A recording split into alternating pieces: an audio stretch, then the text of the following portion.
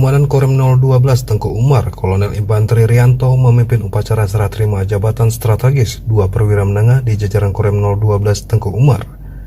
Adapun pergantian 2 pejabat tersebut yaitu Komandan Batalion Infanteri dan Yonif 116 Garda Samudra dari Letkol Infanteri Paik Pami kepada Mayor Infanteri Nopi Widianto. Selanjutnya jabatan Komandan Kodim dan Dim 0107 Aceh Selatan dari Letkol ARH Helmi Ariansa kepada Letkol Infanteri Paik Pami. Dalam sambutannya, Danrem 012 Tengku Umar menekankan pentingnya kerjasama yang baik melalui komunikasi dan koordinasi yang harmonis, serta langkah-langkah proaktif, kreatif, dan inovatif dalam pelaksanaan tugas. Danrem berharap pejabat baru dapat memberikan kontribusi terbaik kepada Korem 012 Tengku Umar.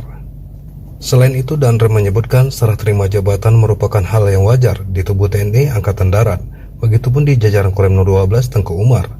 Selain bersifat penyegaran untuk memenuhi kebutuhan organisasi, sekaligus untuk mengembangkan karir berkelanjutan bagi personil TNI.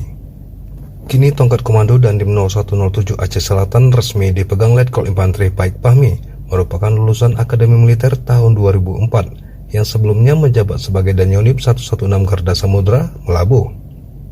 Sedangkan pejabat lama Letkol ARH Helmi Ariansa pindah tugas dipercaya menjadi Aspri Kepala Staf Angkatan Darat Kasat.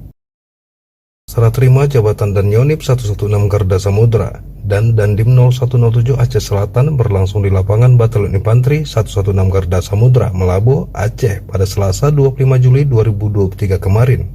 Acara turut dihadiri antara lain Kasrem dan para pejabat utama Korem Tengku Umar serta para komandan satuan yang hadir.